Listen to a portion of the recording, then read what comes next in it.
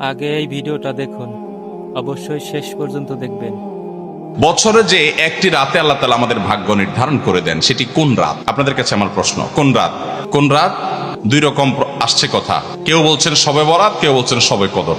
আচ্ছা, যারা শবে বরাতে নির্ধারণ হয় এইটি বিশ্বাস করেন, এটি জানেন, তারা হাত তোলেন। হায় হায়, দুই তিনটা হাত মাত্র। আচ্ছা, যারা মনে করেন সবে কদরে হয়, তারা হাত তোলেন।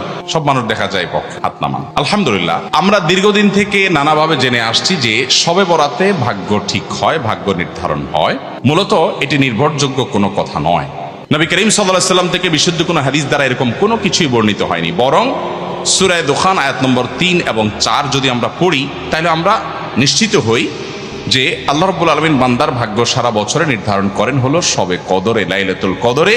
আল্লাহ সুবহানাহু ওয়া তাআলা 3 নম্বর আয়াত সূরা দুখান, সেখানে আল্লাহ বলেছেন, ইন্না আনজালনাহু ফি লাইলাতিন মুবারাকাতিন ইন্না কুন্না মুনদিরিন।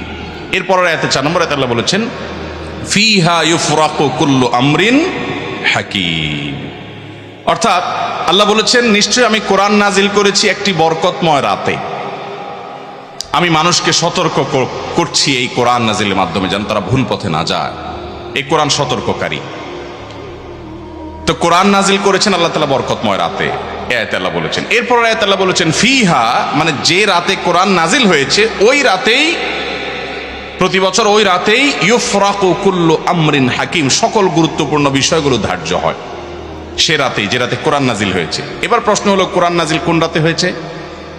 লাইলাতুল কদরে। আল্লাহ বলেছেন ইন্না আনজালনাহু ফি লাইলাতিল, কোরআনের আরেক আয়াত বলছে লাইলাতুল কদরে কোরআন নাজিল হয়েছে। তাহলে আমরা জানলাম যে মানুষের ভাগ্য মূলত নির্ধারিত হয় লাইলাতুল কদরে। আমরা শবে বরাতে ভাগ্য নির্ধারণ হয় যেটা জানি, এটা মূলত সঠিক নয়।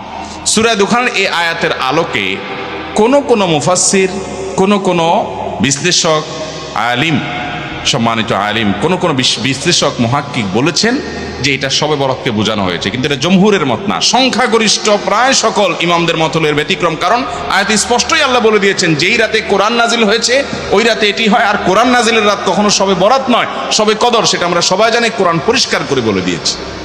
তাহলে আমরা জানলাম যে ভাগ্য নির্ধারণকারী রজনী হলো লাইলাতুল কদর।